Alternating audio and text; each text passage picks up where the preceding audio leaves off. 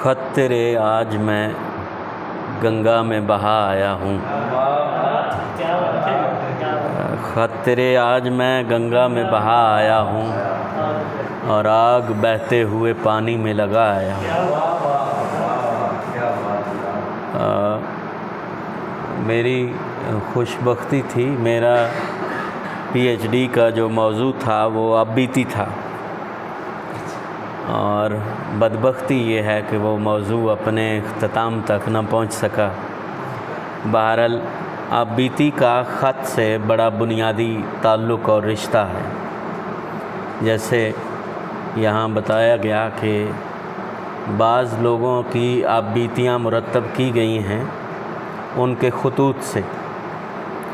آج جس خاتون پر میں نے بات کرنی ہے، سارہ شگفتہ، کمال کی خاتون ہیں۔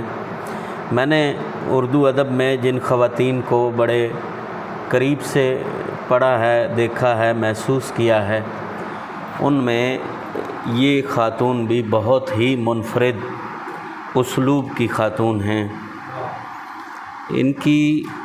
ان کا جو اسلوب ہے وہ اسلوب نہیں ہے، وہ ایک سلگتی ہوئی آنچ ہے، اور جس شدت کے ساتھ نسوانی جذبے کا انہوں نے اظہار کیا ہے، وہ مرد بھی پڑھے تو اس کے سر سے پاؤں تک وہ لبریز ہو جاتا ہے جذبات سے۔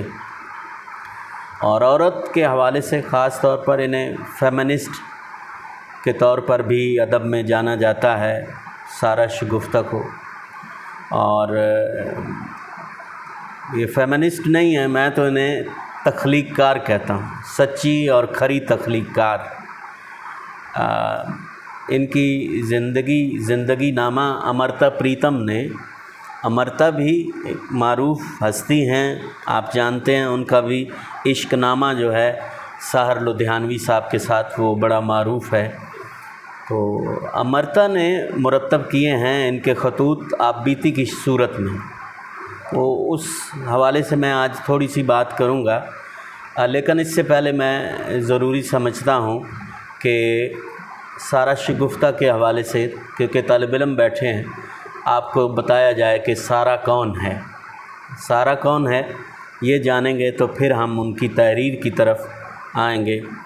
عورت کی بات ہو رہی ہے کیونکہ میرا موضوع بنیادی طور پر عورت ہی تھا، پی ایچ ڈی کا جو خواتین کی آپ بیتیاں ہیں اس پر۔ تو عورت کو جہاں میں نے دیکھا ہے، میں نے اپنے جو محاکمہ ہے اس میں یہ لکھا تھا کہ یہ بات حقیقت ہے، فسانہ نہیں، کہ عورت نسل انسانی کے لیے معلم اور مربی کی حیثیت رکھتی ہے، لیکن اس حقیقت کو تسلیم کرنے میں ہمارا سماج بالخصوص مرد ہچکچاہٹ کا شکار ہے۔ شاید انا کا مسئلہ ہے یا پھر سماجی جبر۔ آپ جانتے ہیں کہ ادب کی بنیاد زبان پر رکھی جاتی ہے، اور زبان کی بنیاد گزار عورت۔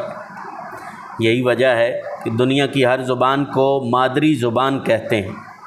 ادب کی بنیاد زبان ہے اور زبان کی بنیاد عورت۔ زبان کی ترویج میں، تخلیق میں جتنا اہم کردار عورت کا ہے، مرد کا نہیں۔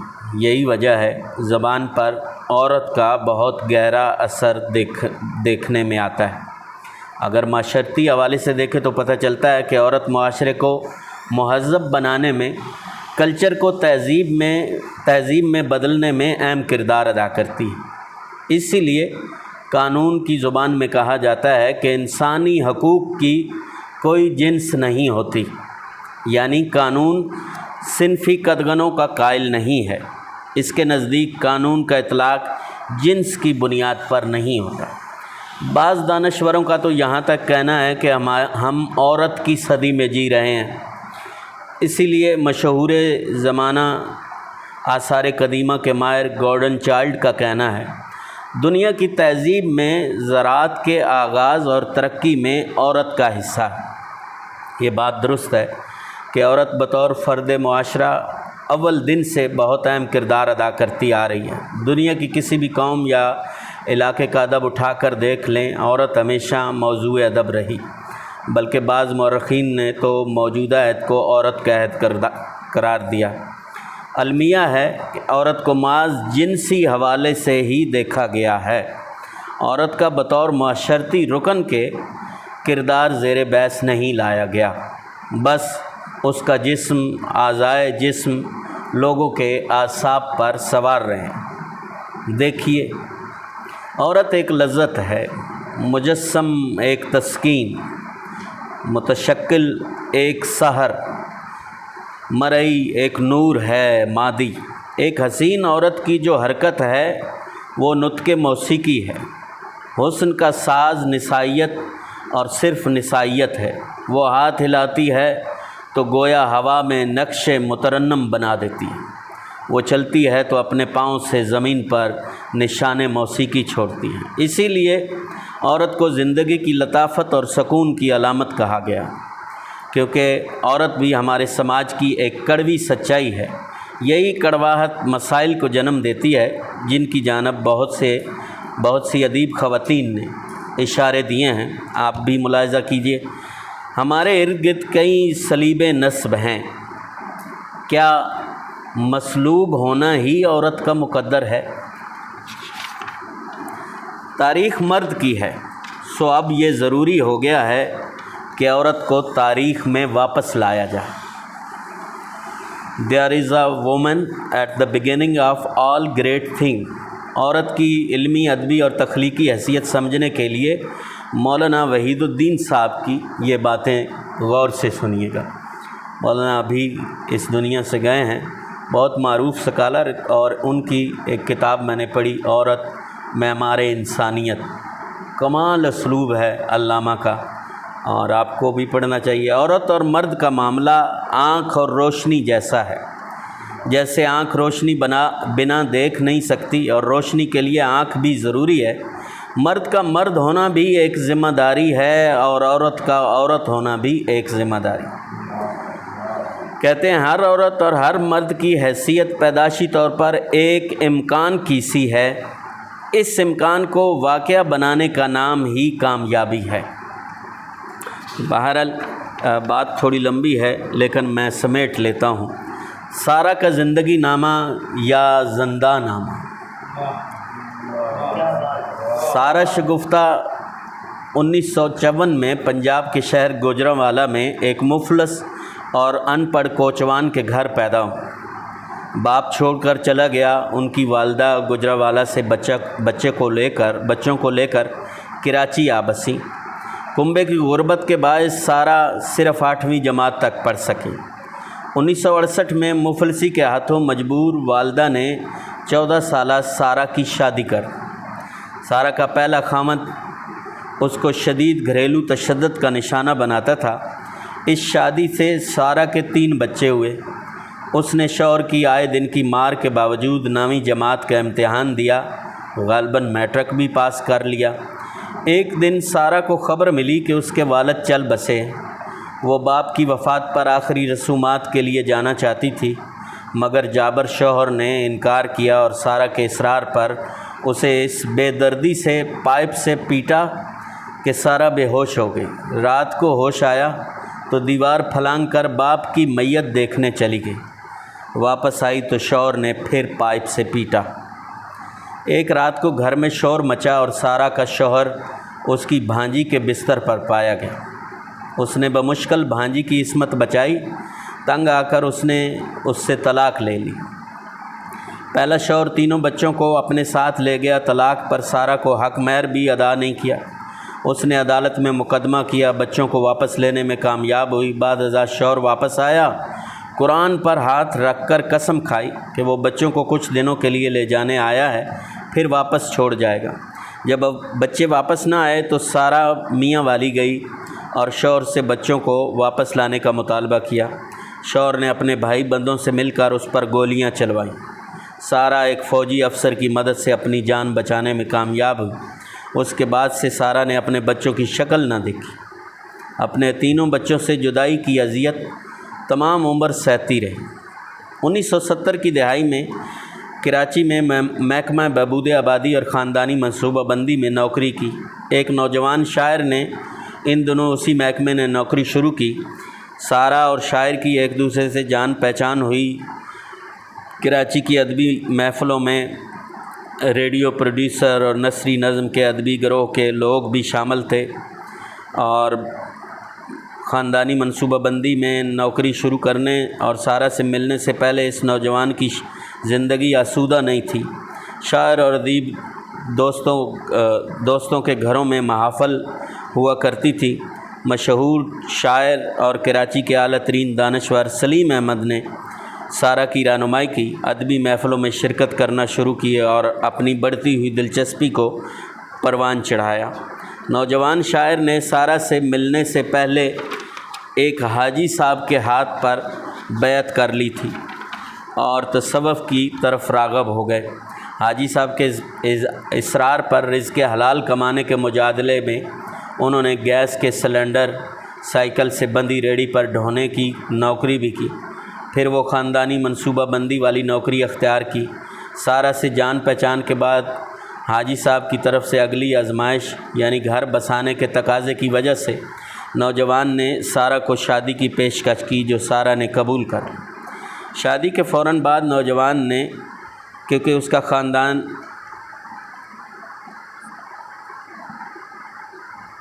سارا کے دوسرے شوہر کی دلچسپی شاعری اور ادبی دنیا کے دوستوں کے ساتھ ادبی مباحثوں میں برقرار تھی اور جنون کی حد تک تھی، وہ سارا اور اس کے حمل کے دوران ہونے والے بچے کی بنیادی ضروریات کو پورا نہیں کر سکتا تھا۔ نتیجہ یہ ہوا کہ زچگی کے وقت سارا اکیلی تھی اور اس کا نوزائیدہ بچہ کچھ منٹ زندہ رہنے اور اپنی آنکھیں کھولنے کے بعد چل بسا۔ سارا کو زچگی کے اخراجات ادا کرنے کے لیے کسی سے قرض لینا پڑا۔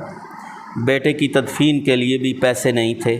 سارا نے ڈاکٹر سے منت کی کہ اس بچے کی لاش کو خیراتی طور پر کہیں دفنانے کا بندوبست کیا جائے۔ جیسے تیسے گھر پہنچنے پر شوہر اور ان کے دوستوں کو مردہ بچے کی خبر سنانے پر تھوڑی دیر خاموشی رہی، پھر سب لوگ ادبی بحث میں یوں مشغول ہوئے جیسے کچھ ہوا ہی نہیں۔ اس روز سارا نے نثری نظمیں لکھ کر عورت کی مظلومیت کو بیان کرنے کا ارادہ کیا۔ دیکھتے ہی دیکھتے سارا شگفتہ کی نثری نظمیں اردو کے سنجیدہ کاریوں میں مقبول ہونے لگیں۔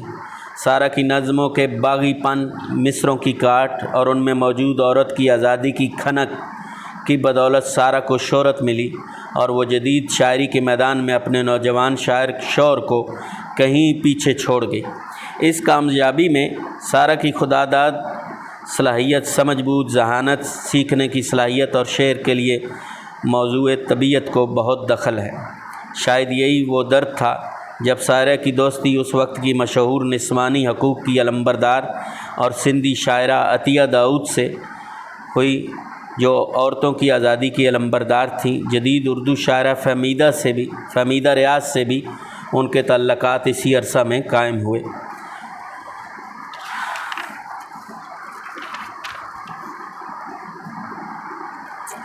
سارا شوہر کے گھر آنے والوں میں ایک اور ابھرتے ہوئے جدید نثری نظم نگار شاعر بھی تھے۔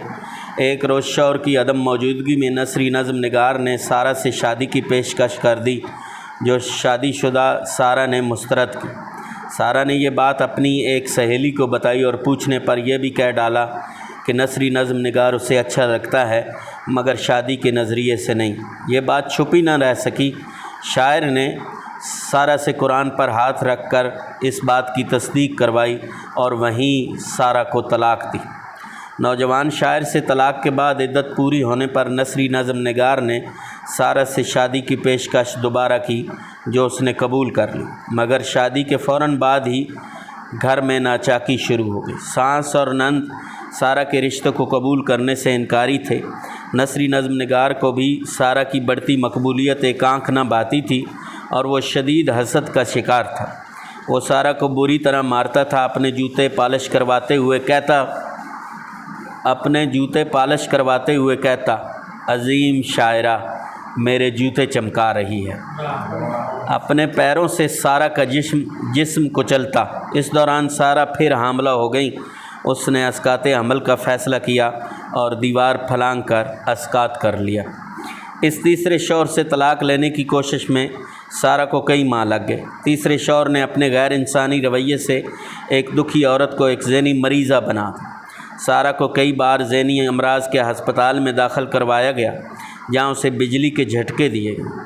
नफसियाती दबाव, डिप्रेशन का इलाज मुनासिब दवाओं, साइकोथेरापी के ज़रिए उस वक्त के पाकिस्तान में मुमकिन नहीं था। सारा को पागलों के साथ रखा गया। जब वो नफसियाती दबाव की मरीज़ा थी, पागलों के वार्ड में रहने से सारा के मर्ज़ में शिद्दत आ गई। तीसरे शौहर से तलाक लेने के बाद उसने ख़ुदकशी की 5 कोशिशें की। इस अरसे में सारा के दूसरे साबका शौहर को अपनी गलती का एहसास हुआ और उसने ख़त किताबत शुरू की, जिसमें वो साबका शौहर अपने रवैये पर पशेमान नज़र आया। उसके बाद सारा ने अपनी वालदा के कहने पर एक जागीरदार से शादी की। वो चौथा शौहर भी अजियत पसंद निकला और यूं ये चौथी शादी भी नाकाम रही।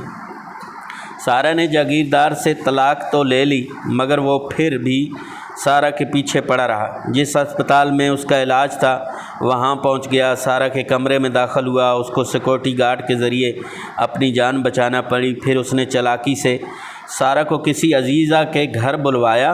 वहाँ आकर चाकू से सारा को लहूलुहान कर दिया। उसकी चीखों को सुनकर हमसायों ने आकर उस दरिंदे से बचाया। पुलिस ने रिपोर्ट दर्ज करने से इनकार कर दिया, गवाह मौजूद नहीं।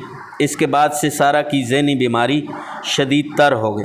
डिप्रेशन के दौरे पड़ने लगे। उसने मुतअद्दिद बार इस ज़िंदगी को खैराबाद कहना चाहा, जो कि डिप्रेशन के मर्ज़ में आम तौर पर होता है। सही तशख़ीस और मुनासिब दवाओं के बग़ैर अक्सर नफसियाती दबाव के मरीज़ ख़ुदकशी कर लेते हैं। इसी दौरान सारा की वालदा का इंतकाल हुआ। उसके भाइयों ने सारा को घर से निकाल दिया। ज़िंदगी के आखिरी दौर में उसको एक अच्छा मर्द दोस्त मिल गया। उसने उसे माली सहारा दिया और रहने को एक मकान। कराची के अदबी हलकों में ये खुला राज है कि सारा के पहले, तीसरे और चौथे शौहरों ने उसे मुसलसल अजियत और घरेलू तशद्दुद का निशाना बना। इस बेईमाना सलूक की वजह से वो नफसियाती दबाव का शिकार रही। सियासी कैदियों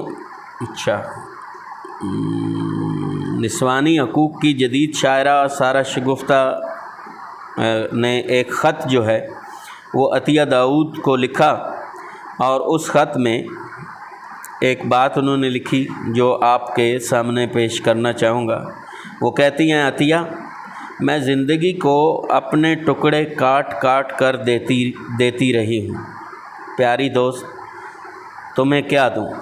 देखो, मेरे असबाब में न रूह है न कोई बदन। मैं आज अज़ियत में हूँ, वो अज़ियत जो कुंवारियों का लाज़म है, वो अज़ियत जो कि सांप चाल बनकर मेरे बदन पर रह जाएगी, वक्त पर रह जाएगी। तुम्हारे दिल में एक ठिठरी हुई गर्द आलूद सांस की तरह अपनी अपनी चिता के गीत लिखें, आग को गाने दें अपनी पूरी खामोशी के साथ। मैं क्या हो गई हूँ? अपने अपने अंगारे के बुझने तक तो जिएं, लेकिन लगता है ज़िंदगी हमारे खिलौने कभी नहीं तोड़ सकेगी। अलबत्ता ये खिलौने हमें ज़रूर तोड़ चुके हैं। ये टूटे खिलौने अतिया आधे मेरे बच्चों को और आधे सईद को दे दें। आने वाले कल मैं भी बुक शेल्फ़ में तुम्हें मिलूँगी और तुम भी बुक शेल्फ़ में सजी मिलोगी। सारा। अमृता प्रीतम ने सारा की ज़िंदगी पर यह किताब उनके ख़तों से मुरतब की, जिसे एक थी सारा का नाम दी। ये किताब 1990 में किताब घर पब्लिकेशन से नई दिल्ली, भारत से शाया हुई।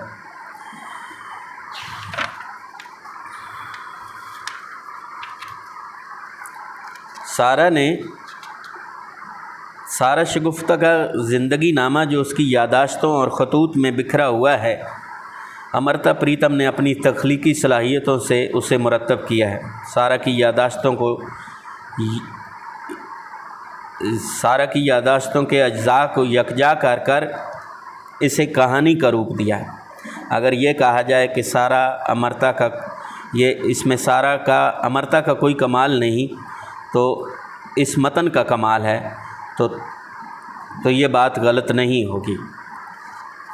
اچھا، آنکھوں میں نہ زلفوں میں نہ رخسار میں دیکھو، مجھ کو میری دانش میرے افکار میں دیکھو، پوری نہ ادھوری ہوں نہ کمتر نہ برتر، انسان ہوں انسان کے معیار میں دیکھو۔ سارا نے بہرحال اپنی اس کتاب میں کچھ اہم باتیں کی ہیں، کچھ اس سے وقت زیادہ ہو گیا ہے، بہرحال میں 2-3 چیزیں آپ کے سامنے رکھنا چاہوں گا۔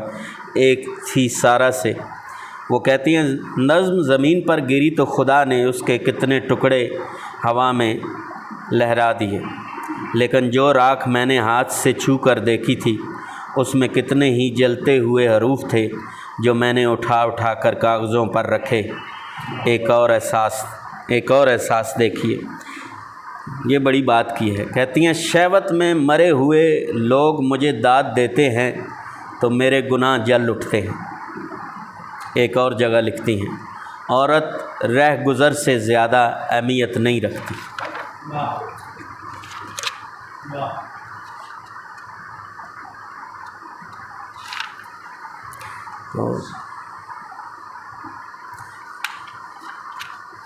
تو بہرحال میرا خیال ہے اتنا کافی ہے، کافی ٹائم ہو گیا، تو آپ کو بہرحال یہی میں کہوں گا کہ یہ ایک تھی سارا، یہ اس کو ضرور پڑھیں، اور سارا شگفتہ کو ضرور پڑھیں۔ یہ بہت منفرد خاتون ہیں، ان کے خط، ان کی زندگی نامہ جو ہے وہ بڑا منفرد ہے۔ شکریہ۔